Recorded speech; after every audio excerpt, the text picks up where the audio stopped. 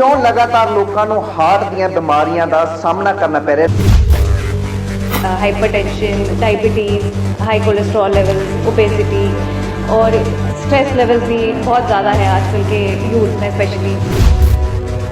जो heart disease रहते हैं, कंजेनाइटल रहते हैं, जो बच्चे के जन्म से ही है ये दोष है जिसमें हार्ट में छेद हो सकते हैं।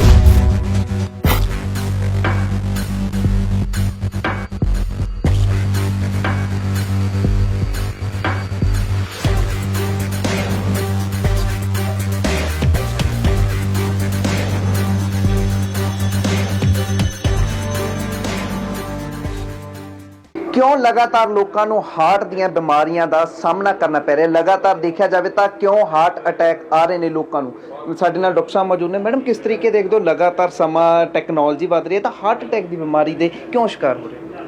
कि बेसिकली जो प्रॉब्लम है यूथ में वो है कि unhealthy lifestyle, unhealthy dietary practices, जो फिज़िकली इनएक्टिविटी है, जैसे जिम वर्कआउट नहीं करते, एक्सरसाइज नहीं करते, एंड फिर बिकॉज ऑफ दिस ये हैबिट के कारण उनको hypertension, diabetes, high cholesterol levels, obesity और स्ट्रेस लेवल्स भी बहुत ज़्यादा है आजकल के यूथ में स्पेशली।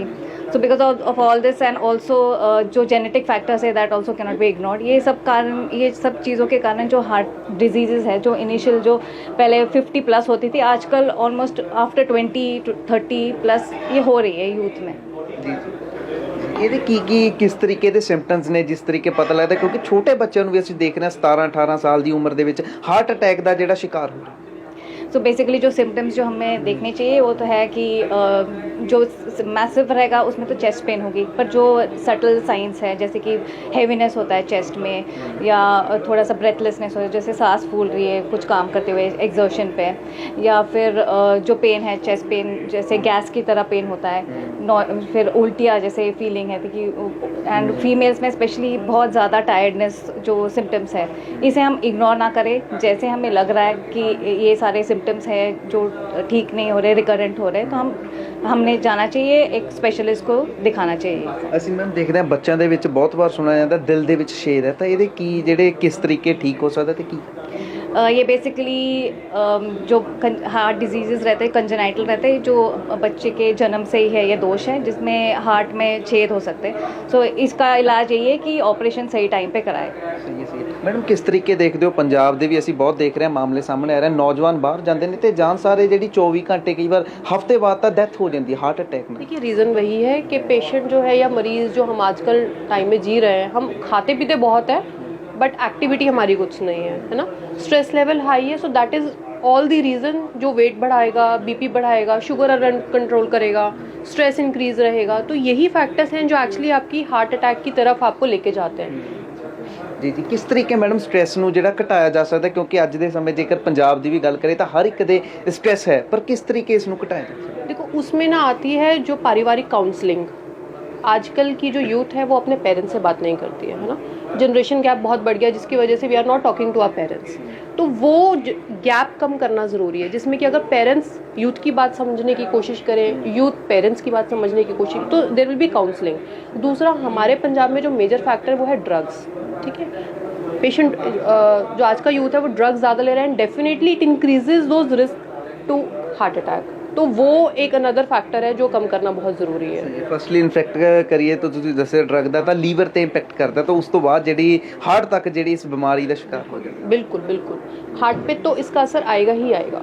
जिस तरीके से हमारे पूरे पंजाब में ऑल ओवर इंडिया जो सारा जो ड्रग्स का इस टाइम पे सेवन जो ज़्यादा इंक्रीज्ड है। लगातार मैडम सोशल मीडिया ਤੇ ਵੀ ਇਸ ਚੀਜ਼ ਦੀ ਚਰਚਾ ਹੋ ਰਹੀ ਹੈ 5G ਨੈਟਵਰਕ ਨੂੰ ਲੈ ਕੇ, ਕਿੰਨਾ ਕੁ ਤੁਸੀਂ ਦੇਖਦੇ ਹੋ ਕਿ 5G ਨੈਟਵਰਕ ਨਾਲ ਕੀ ਹਾर्ट ਤੇ ਇੰਪੈਕਟ ਪੈ ਰਿਹਾ ਜਾਂ ਫਿਰ? देखिए 5G नेटवर्क का उससे कोई रिलेशन नहीं है। द थिंग इज़ कि लोग बाहर निकलने की बजाय हर समय अपने मोबाइल्स पे या अपने टैब्स पे अपने लैपटॉप्स पे लगे हुए हैं, एक्टिविटी कुछ नहीं है। पुराने ज़माने में जब हम थे, ठीक है, हमने आपने ज़्यादा गेम्स ज़्यादा खेले हैं, क्रिकेट खेला या बाहर फुटबॉल खेला। आजकल के टाइम के बच्चे देखेंगे तो वो क्या कर रहे हैं, वो हर समय वो फ़ोन देख रहे हैं या PS स्टेशन लेके बैठे हैं या अपने लैपटॉप पे बैठे। एक्टिविटी बचपन से ही ख़त्म हो जाती है। तो हम क्या देख रहे हैं कि आजकल जो बच्चा 6th या 7th क्लास में है वो बहुत मोटा होता जा रहा है, ठीक है, वो वाली चीज़ हमारे यहाँ पे इंक्रीज होती जा रही है। तो वही धीरे धीरे ग्रेजुअली जो है when he comes in 17th और 20s में आना शुरू होगा तो उसको हार्ट अटैक आना शुरू हो जाएगा। ਬਹੁਤ ਵਾਰ ਦੇਖਦੇ ਹਾਂ ਮੈਡਮ ਪਰਿਵਾਰ ਦੇ ਵਿੱਚ ਜਿਹੜਾ ਹਾਰਟ ਦੀ ਬਿਮਾਰੀ ਹੁੰਦੀ ਹੈ ਪਰ ਅੱਗੇ ਦੀ ਅੱਗੇ ਫੈਲਦੀ ਹੈ, ਇਹ ਕਿੰਨਾ ਕੁ ਲੱਗਦਾ ਵੀ ਕਿਸ ਤਰੀਕੇ ਤੱਕ ਜਿਹੜੀ ਅੱਗੇ ਤੱਕ ਜਾਂਦੀ ਹੈ ਤੇ ਕਿੰਨੇ ਕੁ ਜਿਹੜਾ ਇਹਦਾ ਨੁਕਸਾਨ? देखो जो पारिवारिक इसको बोलते हैं वन इज़ हेरिडिटरी, है ना, जो जैसे बेदी सर ने बताया कि हमारे जीन्स में है, इंडियन जो पॉपुलेशन है उनकी हेरिडिटरी, उनकी क्रोमोसोमल उनके जीन्स में है हार्ट अटैक या हार्ट फैक्टर्स का थोड़ा सा इंक्रीज रिस्क फैक्टर्स। तो अब हमारी आगे से डाइट भी वैसी है, हम ज़्यादा पराठे खाते हैं, घी ज़्यादा लेते हैं, बटर के बिना हमारा खाना निकलता नहीं है, स्पेशली इन पंजाब, राइट।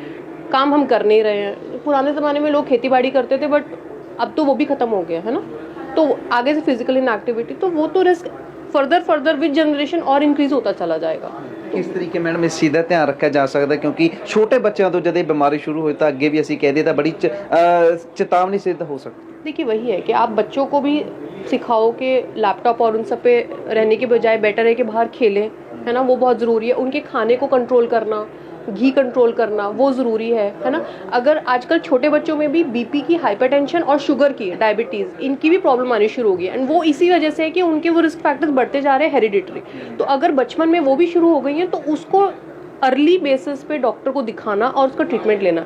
एक और बहुत बड़ी प्रॉब्लम है स्पेशली जो मैंने पंजाब में देखी, वो ये कि लोग यहाँ के दवाई लेते हैं, स्टार्ट करते हैं बट अपनी मर्जी से वो बंद कर देते हैं। तो अब आपने डॉक्टर को दिखाया लेकिन उसके बाद you are not taking the medication, वो एक बहुत बड़ा फैक्टर हो जाता है ना। तो वो मेडिसिन भी चलते रहना ज़रूरी रहता है। सही है मैडम, लगातार नौजवान बाहर जा रहे हैं, कि उन्होंने मैसेज देना चाहोगे ताकि हार्ट अटैक की बीमारी का शिकार ना?